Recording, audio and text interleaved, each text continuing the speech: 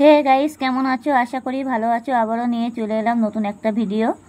ভালো লাগলে like comment করবেন, সব বন্ধুদের কাছে অতি অবশ্যই শেয়ার করে দেবেন। যাই হোক, দেখতেই পাচ্ছ আমি এখানে তেলাপিয়া মাছ নিয়ে এসেছি। তেলাপিয়া মাছগুলো বেশ বড় বড় আছে। আজকের আমি খুব তেলাপিয়া মাছটাকে মজা করে রান্না করব, তা আবার দেখাবো। চলো কিভাবে রান্না করছি। মাছটাকে আমি আগে গোটা গোটা মাছ কিনে নিয়ে এসেছি দোকান থেকে। অবশ্য মাছটা আমার কাটতে অনেকটা টাইম লেগেছে, তাহলেও মাছটাকে আমি ভালো করে কেটে নিয়েছি। কেটে নিয়ে ভালো করে নুন হলুদ মাখাবো এখন। এই যে নুন হলুদটা দিয়ে দিয়েছি, ভালো করে ধুয়ে নিয়েছি। মাছগুলো বেশ বড় বড়, এটাকে আমার ভালো করে মাখতে হবে। এটাকে সুন্দরভাবে মাখতে হবে যাতে নুন হলুদটা মাছের ভিতরে ঢুকে যায়, আর মাছটাও খেতে খুবই স্বাদ লাগবে। যাই হোক, মাছটাকে আমি ভালো করে মেখে নিলাম। আর পেটের ভিতরে আমি একটা আঙুল ঢুকিয়ে ঢুকিয়ে দেবো যাতে নুন হলুদটা পেটের মধ্যে মানে পৌঁছে যায় আর কি। মাছটা সারা মাছটা হয়ে যাবে। এই যে আমার মাছটা পুরো মাখা হয়ে গেছে। এবার আমি তাড়াতাড়ি করে কড়াই বসিয়ে দিয়ে দিয়েছি। কড়াইটাকে আমার ভালো করে গরম করে নিয়েছি, আগুন মতো করে, মানে তাপ দিয়ে নিতে হবে যাতে মাছগুলো না লেগে যায়। যাই হোক, আমি মাছগুলো এখন দেবো। কড়াইতে তেল দিয়ে দিয়েছি, একটু বেশি করে তেল দিয়েছি।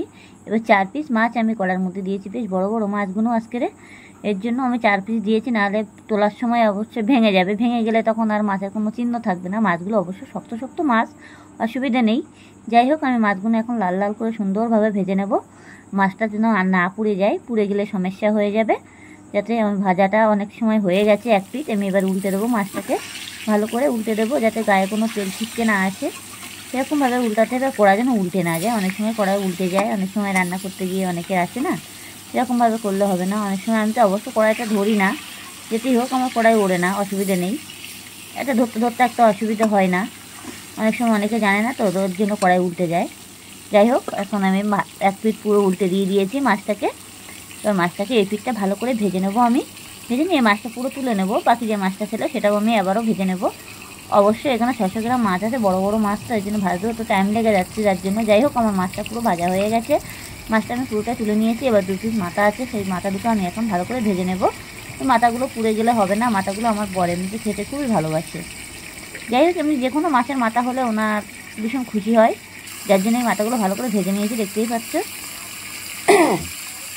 বাড়ির লোকজন যদি বেশি মাথা পছন্দ করে, অবশ্য ছেলেও বেশি মাছ পছন্দ করে। যাই হোক, আমার মাছটাকে পুরো ভাজা হয়ে গেছে। এবার আমি যে কী কী সবজিকে মানে মশলা কেটে নিয়েছি সেটা আপনাদেরকে দেখাবো। চলো, এবার আমি এখানে 3খানা পেঁয়াজ দিয়েছি, একটু লঙ্কা দিয়েছি, 4-5-6টা মতো লঙ্কা দিয়েছি। আর এখানে টমেটো আছে 1 পিস, আর 2-3 কোয়া রসুন আছে। এই দিয়েছি, এই আমার মানে মাছের মশলা আর কি।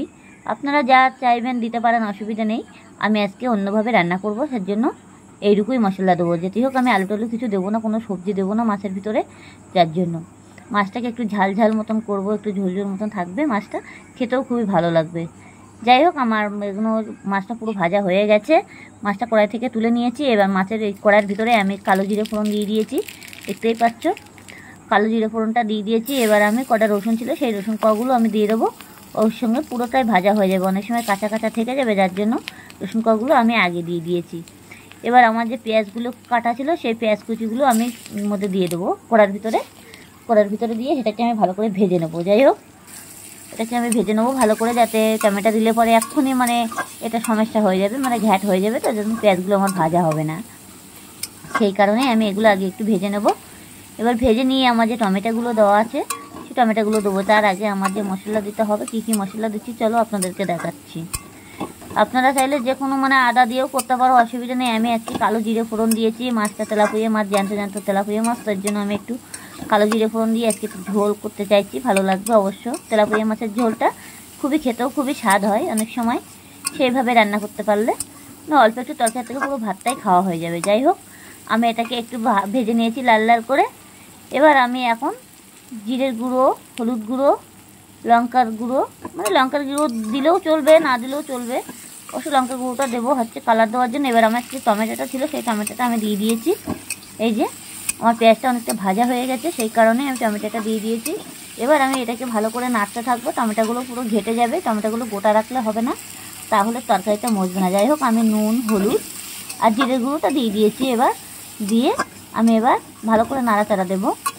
এবার নেড়ে চেড়ে একদম পুরো মশলাটা পুরো ভেজে নেবো, যাতে কোনো কাঁচা গন্ধটা না থাকে। গন্ধ থাকলে কোনো মানে তরকারিতে স্বাদ আসে না। আর যতক্ষণে মশলাটা ভাজবে সুন্দর করে, পুড়ে না যায় আবার, পুড়ে গেলে আবার ধরা ধরা গন্ধ লাগবে।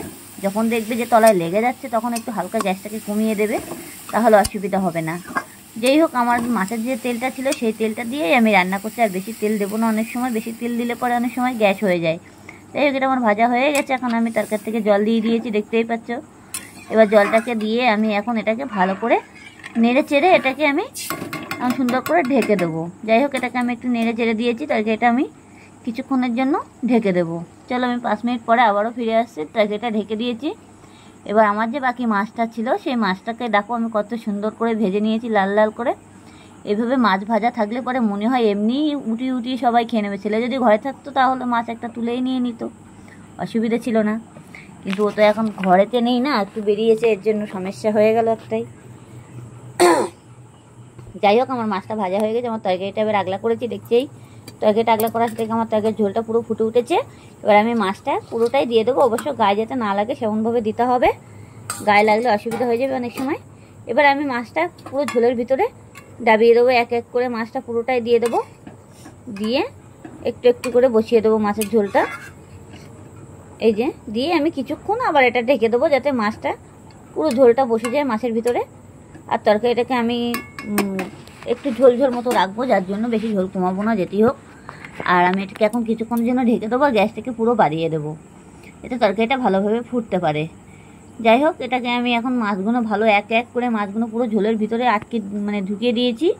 দিয়ে কিছুক্ষণের জন্য আমি আবারও ঢেকে দিলাম। দিয়ে আমি আবারও চলে ফিরে আসছি। এবার আমি আবার তরকারিটা আগলা করে দেখলাম যে আমার ঝোলের কালারটা কত সুন্দর চলে এসেছে। মনে হচ্ছে কি যেন আমি সর্ষে বাটা করেছি, অবশ্যই আমি কিন্তু সর্ষে বাটা দিইনি। কালারটা কত সুন্দর চলে এসেছে। যাই হোক, এবার আমার মাছের ঝোলটা অলরেডি হয়েও গেছে। এবার আমি গ্যাসটাকে অফ করে দিয়েছি, দেখতেই পাচ্ছ। এবার আমি আস্তে আস্তে মাছটাকে পুরোটাই নামিয়ে নেব। ঝোলটা পুরোটাই কত সুন্দর কালার চলে এসেছে। ভালো লাগলে লাইক কমেন্ট করবেন, আর সব বন্ধুদের কাছে অতি অবশ্যই শেয়ার করে দেবেন।